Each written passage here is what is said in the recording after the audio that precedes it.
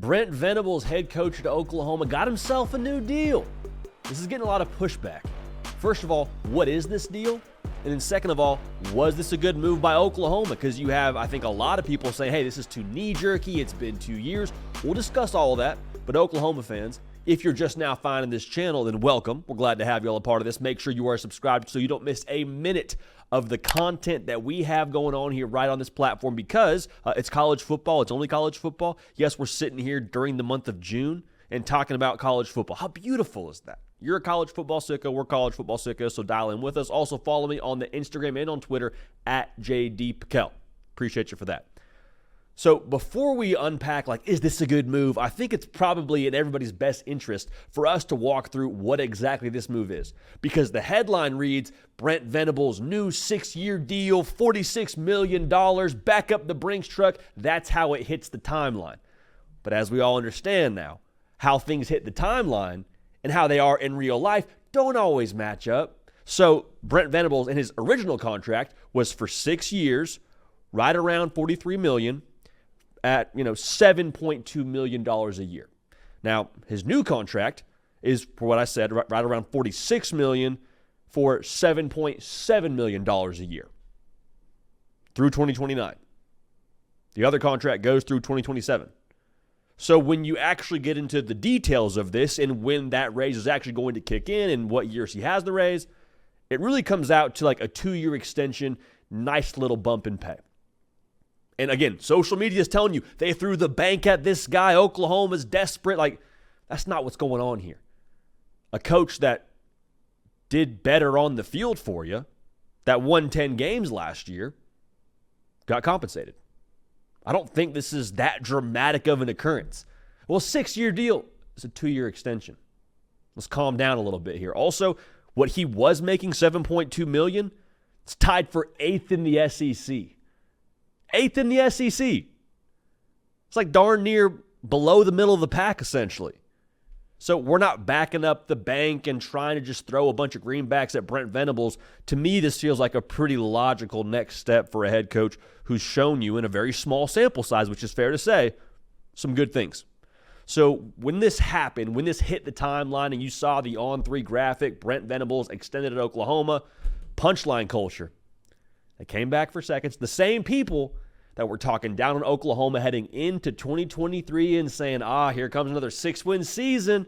Brent Venables isn't a good head coach. And then we were sitting here, and a lot of the Oklahoma fans were sitting here saying, hey, I don't know if I would be quite as loud on the Twitter sphere right now because a lot of those losses in 2022 were by one score. And then 2023 happened, and they won 10 football games. And a lot of those folks that were shouting from the rooftops that Oklahoma was going to win 6 games again sort of went back into their own little echo chamber. But punchline culture, back to my point here, they're back saying a lot of the things that you would expect them to say. The first thing you're hearing, he doesn't deserve it. Can you believe Oklahoma? They extended him after 2 years. What are they doing? Can't believe this. Roster that he took over from where I was sitting lost some very key pieces, went from 6 wins to 10 wins. He lost to Kansas. You're hearing that a lot right now. I can't believe this dude lost to Kansas and they're extending him. That's so dumb. That's not the insult you think it is. Maybe, 10 years ago that had some more juice to it. When Kansas was one of the worst Power 5 teams in college football, it had some juice to it. Kansas won 9 games last year. So I'm never telling you can make a loss look good, but to use that as one of your talking points as to why he shouldn't have been extended, come on now. Come on now. I know we got a little bit more juice than that to us. So the other thing that you're hearing now, and this is probably the main point that people are divided on is, well, hey, it's been 2 years. This feels a little bit knee-jerky. Why not wait a little bit longer? Maybe wait till he gets into the SEC. See what you're doing there before you give him more years on his contract. And I think that's not an unreasonable thought to have. That's not ridiculous. However, this, to me, the pushback that is being given towards this contract at this point in time is in the exact same genre of pushback that folks who get married in their 20s get. They say, are you sure? Hey, you're so young, it's so new. Don't you want to wait a little bit longer, give it some more time? When you know, you know. Oklahoma feels pretty good about it, obviously. And also, I'll say this, on the social media side of things, I don't hear a lot of pushback from the folks that are in Norman. against this extension. Like, Oklahoma fans are like, great, we got our guy. We like where this is headed. Locked him up for a little bit longer. We're all good with it. It's people on the outside looking in that are saying, are you sure you want to do that? Who cares if you feel a certain way? The people internally, the people involved here, obviously feel confident enough to keep a good thing moving forward and tack some more years onto it. You hear, but the Mel Tucker thing at Michigan State, come on. Come on now. Every situation is different. Let's not pretend that giving a coach a big extension when you see some good things, and again, this is not a big extension. They didn't throw the bank at him quite like the whole Michigan State situation looked at the surface. This is not the same thing as that. Like, not all extensions in a short period of time are created equal. And so what I would say to that is, like, just because it didn't work out for other couples, does that mean you shouldn't get married young? Does that mean that should be a cautionary tale to you? I mean, in some ways it could be, but again, every situation, every instance, every school-to-coach scenario is different. And if Oklahoma feels like they got their guy, they feel confident about the future of Oklahoma football because of Brent Venables moving into the most competitive conference in college football, you want to tack him on for 2 more years? Great. Let's get it done. When you know, why wait? And that's what I would say about this whole situation. Now, as we move into this future, of what college football is in Oklahoma and the SEC, Oklahoma's over-under win total in 2024 preseason is set to 7.5.